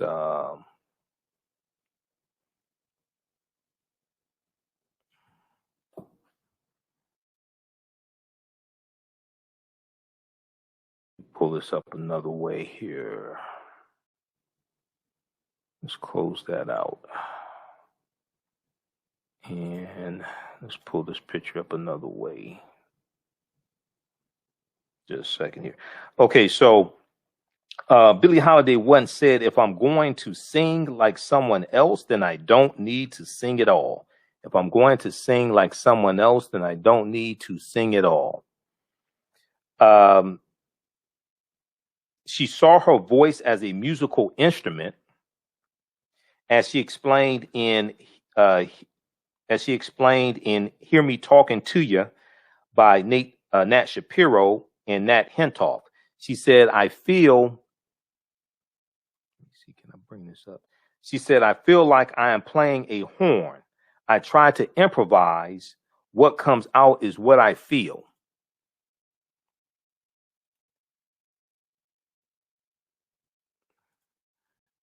Okay, hold on. I want to try to let me try to save this picture here.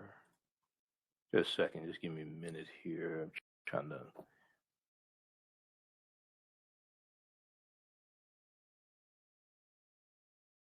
Trying to bring this back up. Okay.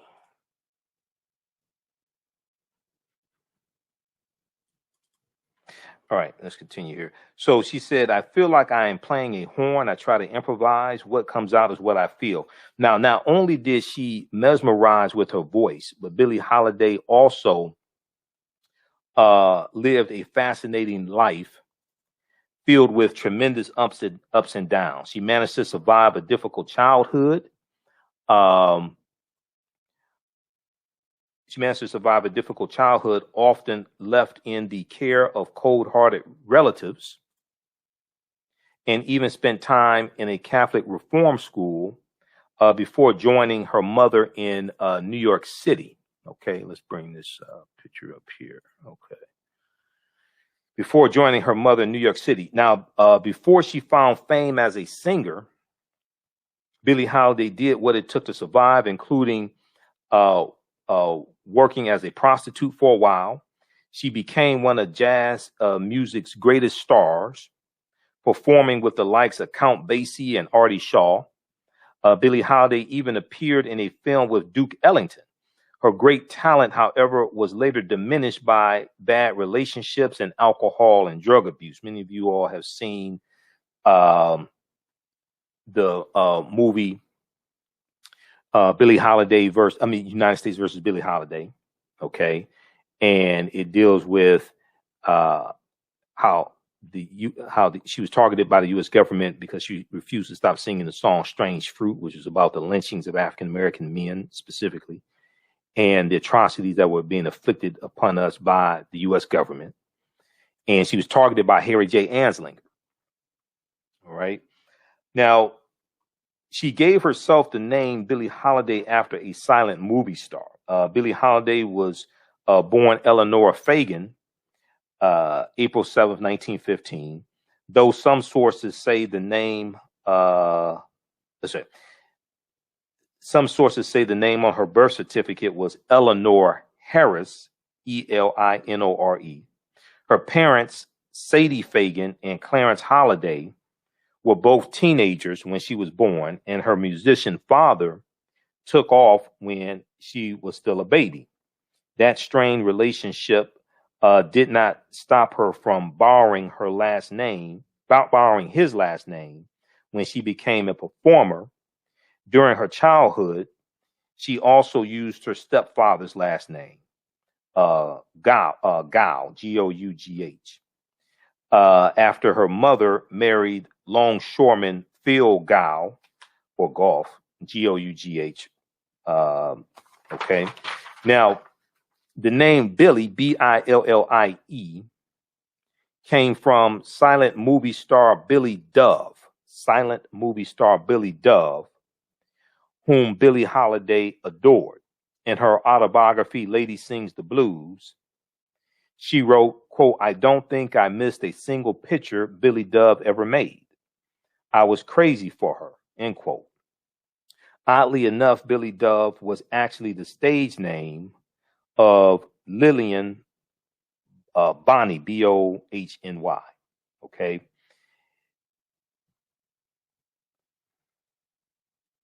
Now, she got the nickname Lady Day from saxophonist Lester Young.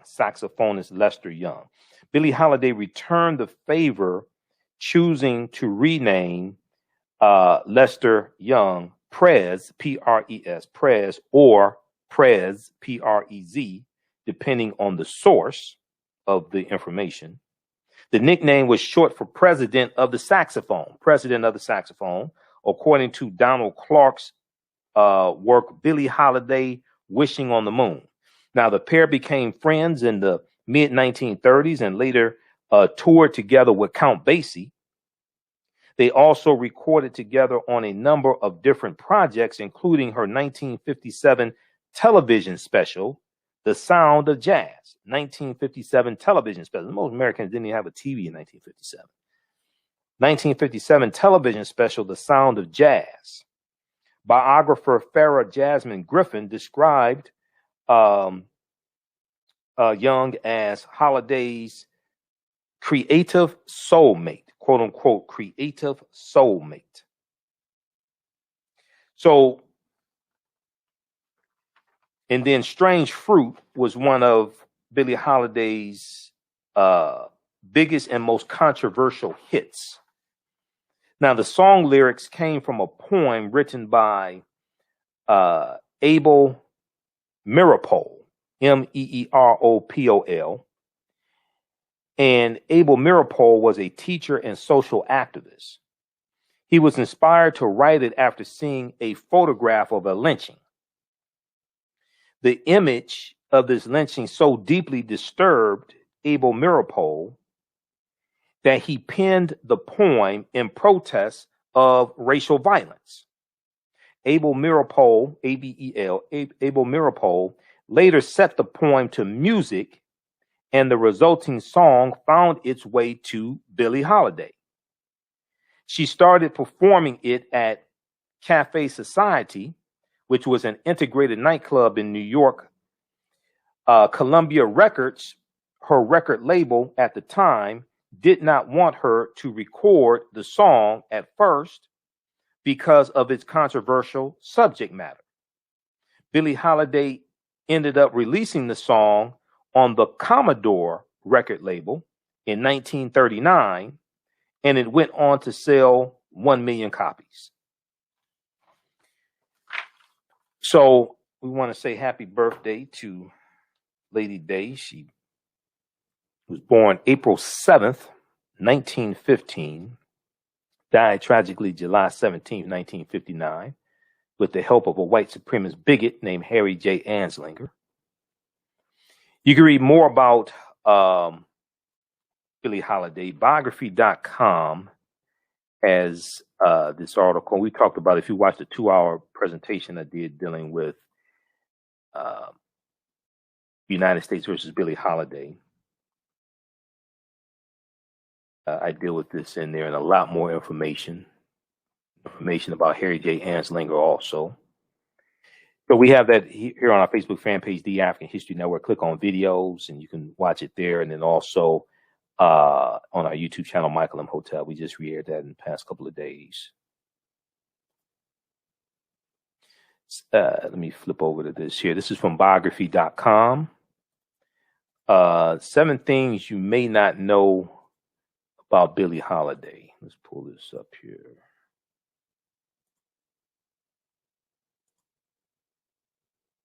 Oh, come on. I'll be damned. Just close that one ad. 7 things you may not know about Billie Holiday.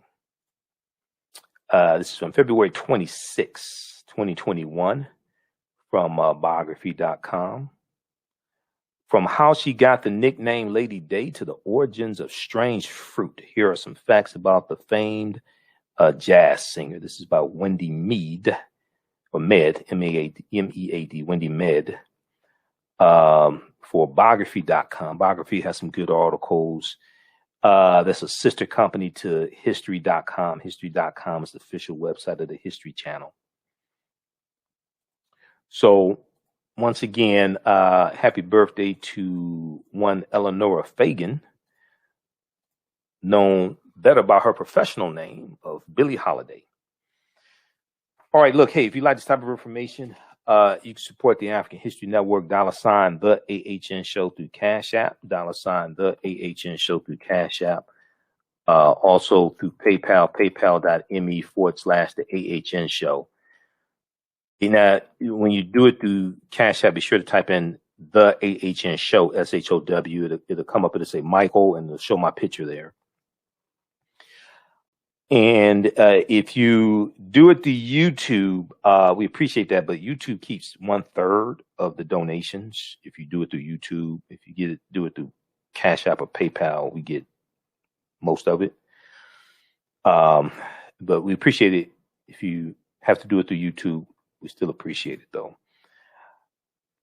So this helps us keep doing the research, keep broadcasting 6 nights a week. We're on 6 nights a week, normally Monday through Friday, 11 p.m. to 12 midnight Eastern Standard Time. And then Sundays, 9 p.m. to 11 p.m. Eastern Standard Time. Helps us keep doing the research, stay on the air, pay some of the bills, etc. All right. Register for the online course that I teach, Ancient Kemet, the Moors, and the Maafa, Understanding the Transatlantic Slave Trade, what they didn't teach you in school. And it's right on the homepage of our website, AfricanHistoryNetwork.com, AfricanHistoryNetwork.com. When you go to our website, scroll down. Let's see here. Let's flip over right quick. If you scroll down, it shows information about the radio show, how to listen. Click here to listen to audio podcasts of our shows. I'll be uploading more audio podcasts this week. Of all these shows are in audio podcast format. Download the iHeartRadio app. You can listen to us live on 9:10 a.m. the Superstation WFDF. But also search for the African History Network show on iHeartRadio. And they have about 300 of my podcasts there also. You click here to listen to podcasts. It takes you to our Blog Talk Radio page. They have about 1,000 podcasts there. That's where I upload them, going back to 2010. Click here to listen to read articles that I've written. This is the video of the broadcast day after the Grammys. And we dealt with Cardi B, Megan Thee Stallion, performing WAP and negative corporate control, hip hop, all this nonsense, and how we're under attack by media and white supremacy, etc. Here's the information here about the online class. Okay, so it's regularly $130 on sale, $80. Click right here to register here. Click right here, register here. Takes you to the next page. Click on enroll. As soon as you register, you can start watching. You can watch the class we just did, and you can watch the previous classes also. Okay. One of our guest speakers this time around was Dr. David Imhotep, who wrote the book, The First Americans Were Africans Documented Evidence. The First Americans Were Africans Documented Evidence. And we dealt with the African presence in the Americas going back at least 51,700 years ago, including this land we call the United States of America. This was our land stolen from us. We were here even before Native Americans came into existence. And then also we had Sister Nubia Wardford, who's a cultural anthropologist. She spoke to the class as well. Okay. So next class is going to be Tuesday, April 13th, 8 p.m. Eastern Standard Time. For all these sessions, we do the classes live, but all the sessions are archived. So you can go back and watch them over and over again. Even after class is over, you still have access. You can watch them. And you can watch them around the world as well. All right. So we'll post a link here. We'll post a link here, or you can go to AfricanHistoryNetwork.com. All right, look, we have to get out of here. Remember, at the African History Network, we focus on educating, empowering, and inspiring people of African descent throughout the diaspora and around the world.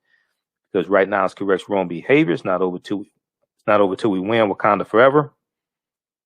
We'll talk to you tomorrow night. Peace. Thank you. Gain knowledge in minutes from insightful summaries of progressive and socially conscious books. Blacklisted gives you access to curated content that'll satisfy your curiosity to learn and understand different perspectives. Empower yourself through inspirational and actionable ideas. It's easy to read or listen to on the go. Blacklisted. Empower yourself. Start your free trial today. For 25 years, the Black History 101 Mobile Museum has carried on the rich legacy of the Black Museum movement in America by showcasing original artifacts of the Black experience at colleges, universities, K-12 schools, corporations, libraries, conferences, and cultural events, making it the most traversed Black History mobile exhibit in American history. Dr. Khalid El-Hakim is the founder of the Black History 101 Mobile Museum, and he is a highly sought-after public speaker on topics of Black history, social studies, education, museum studies, hip-hop, and race relations. Dr. Khalid was named among the change makers for NBC Universal's Erase the Hate campaign and listed as one of the 100 men of distinction for Black enterprise.